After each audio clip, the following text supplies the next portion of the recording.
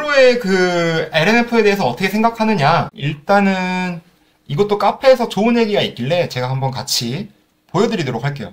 마찬가지로 추공님께서 올리신 글인데 제가 한번 같이 보여드리도록 하겠습니다. 역시나 허락을 구하고 보여드리고 있는 내용입니다. 이런 내용이 있어서 한번 공유를 해드립니다. 자, 캘리북이라고 하는 이 자료를 추공님이 받으셨나봐요. 그래서 Electric Vehicle Sales Report라고 해서 2023년도 2분기 자료에 대한 내용입니다. 그래서 뭐 아우디, BMW, 뭐 캐딜락 등등등등, 뭐 토요타, 폭스바겐, 리비안, 뭐 테슬라 이런 자료들이 있고요. 포인트를 좀 집어서 말씀드리자면 단일 모델 기준으로 봤을 때 모든 차종 중에서 세상에서 제일 많이 팔리는 차량 모델은 무엇일까요? 이제 이렇게 글을 적어주셨어요. 바로 모델 Y입니다. 모델 Y. 테슬라. 야, 전기차뿐만이 아니라 모든 차 중에서 가장 많이 팔리는 차가 무엇일까요? 바로 모델 Y라는 점. 이런 부분들. 그리고 아래는 이제 토요타 시리즈가 이렇게 깔려 있고요. 2, 3, 4, 5, 2. 야, 내연기관차가 이렇게 잘 나가요. 아직까지도 내연기관차 이렇게 잘 나가는데 그걸 압도하고 있는 친구가 바로 모델 Y다라는 점. 그리고 이제 보시면 쉐보레, GMC, 캐딜락 등 GM 다 합쳐도 6.5%, 포드도 4.6%, 테슬라는 60.5%가 된다. 전기차를 봤을 때 전기차 중에 잘 팔리고 있는 차 중에 이만큼 테슬라가 압도적인 지위를 유지하고 있다라는 점, 이 부분을 좀 생각해 보실 필요가 있다. 이 부분을 왜 말씀드리냐면요. 이것 때문에 그렇습니다. 지금 생산 캐파 늘리고 있는 기업들 많잖아요. 포스코, 뭐 에코프로비엠, 코스모 신소재, LNF. 아직 뭐 이제 코스모 신소재 같은 경우는 뚜렷하게 큰 캐파를 보여주고 있는 건 아니지만 그 성장성은 상당히 높죠. 근데 이제 캐파를 늘리고 있는데 이 기업들이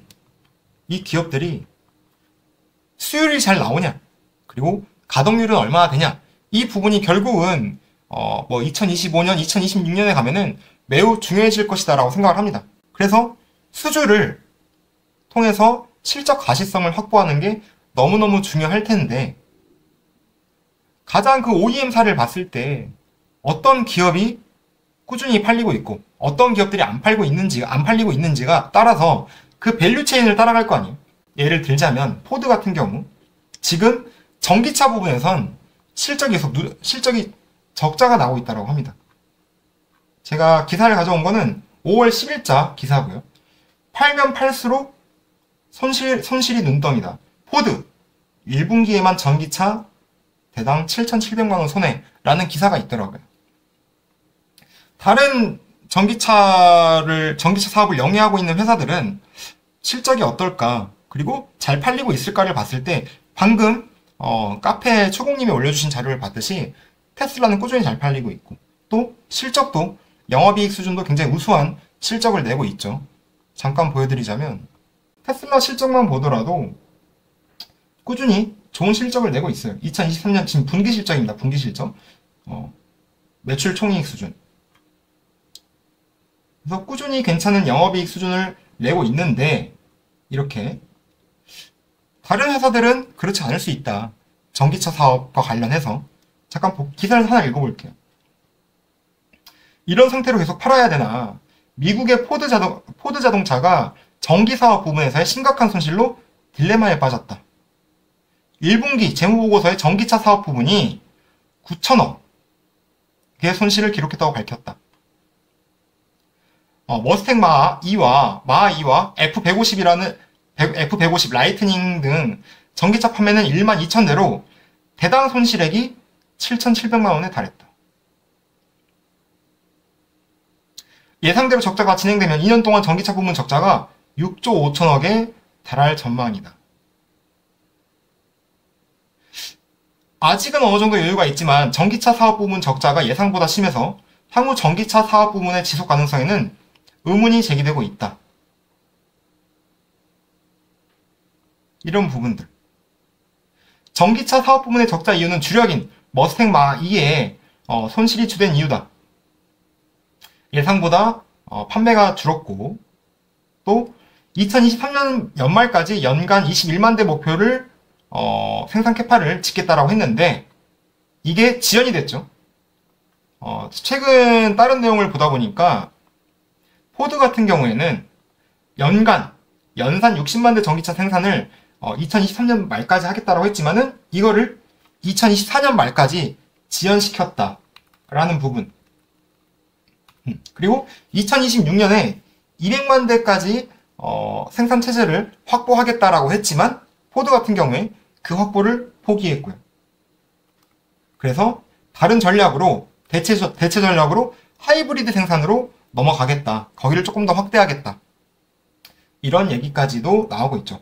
근데 이렇게 얘기가 나오고 있는 와중에 테슬라가 뭘 했죠? 우리 판매가 인하하겠다. 얘기가 나오고 있습니다. 테슬라 판매가를 인하하게 되면은 여러분 생각을 해보세요. 경쟁 업체들도 판매가를 낮출 수밖에 없는 상황이 되겠죠. 적자는 더 심해질 수도 있다. 그래서 최종 OEM, 최종 고객사가 누구를 잡고 있냐. 이게 매우 중요해질 것이다. 앞으로의 수주에 있어서, 양극재 업체들의 가동률에 있어서 최종 고객사를 누굴 잡고 있냐. 이게 중요한데 그럼 잘 나가고 있는 회사 걸 잡아야 될 거 아니에요. 그게 지금 테슬라다. 그게 바로 테슬라다라는 점을 강조드리고 싶어서 말씀드리고 있는 부분이고, 어떤 사람들은 LNF 너무 단일 고객사 아니야?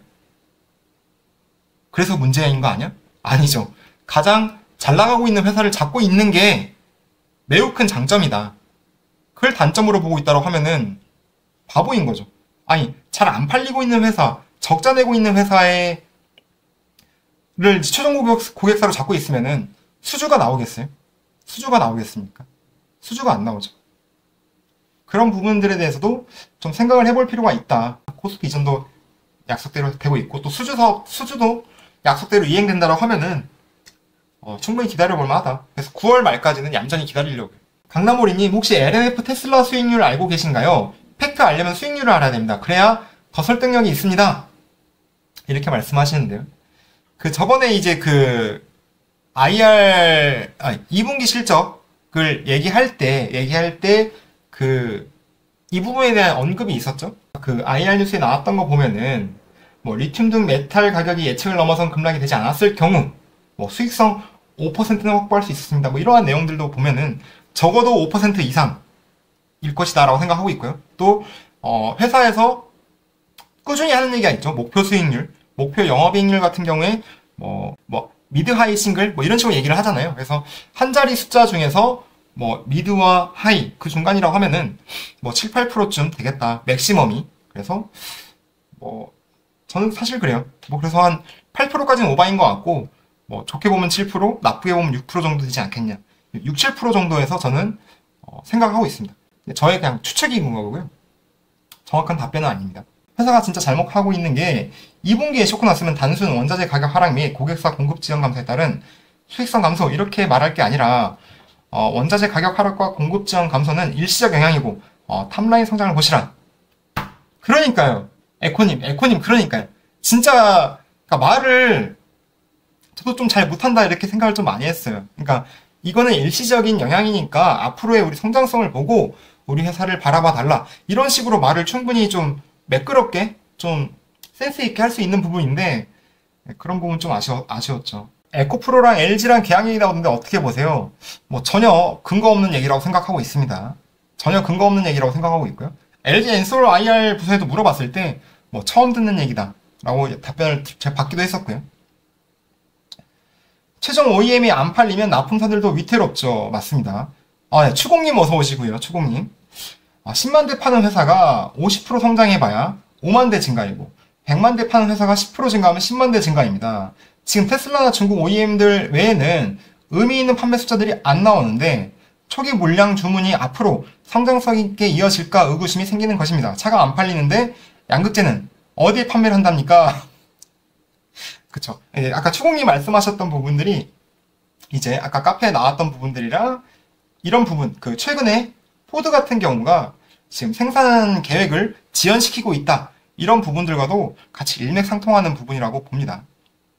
그래서 테슬라 외에 다른 전기차 업체들이 상당히 적자에 고전을 면치 못하고 있다라는 부분들. BM이랑 포스코도 테슬라 납품에 사활을 걸겠죠. 그래서 BM도 엔셀과도 거래 뚫으려고 노력 중인 거고. 네. 이제 워낙 이제 그 양극재와 배터리 셀사와 또 OEM사 간의 합종 연행이 뭐 이렇게 다양하게 이루어지고 있잖아요. 그래서 뭐 아예 가능성이 제로다 이렇게 말하기는 어렵겠지만 과연 쉬울까? 네, 과연 엔솔과 에코프로비엠의 계약이 가능할까? 이런 부분들 잘 쉽게 납득이 가진 않습니다. 물론 에코프로비엠 주주분들 입장에서는 또 이제 테슬라 수주 받고 싶으실 테고 잘 나가는 회사니까 받고 싶으실 테고 또 LG 엔솔 수주 받고 싶겠지만은 그게 과연 쉬울까? 라는 생각이 듭니다. 에코프로비엠 수주가 지금 안 나오고 있죠. 공시대상 기간 중 진행기준 수익을 인식하는 수주계약 거래는 없습니다. 그래서 지금 1개월 전에 예상 사용량을 통보받아서 생산 납품하는 형식을 취하고 있습니다. 포표, 엘화, 에코는 지금 전부 미국, 유럽 합작 공장 열심히 짓고 있는데 LM만 해외 공장 얘기가 없네요. 돈이 없어서 그런 걸까요? 뭐 돈이 필요하다고 하면은 또 어떻게든 자금 조달이야 뭐 하기야 하겠는데 사실 그것보다 더 중요한 문제는 뭐 해외 공장을 짓는 게 꼭 답일까? 이런 거에 대한 생각도 한번 해보시는 게 중요할 것 같아요. 그 해외 공장 지었다가 잘못 지었다가 망한 기업에 대한 사례는 많이 보셨을 거라고 생각됩니다.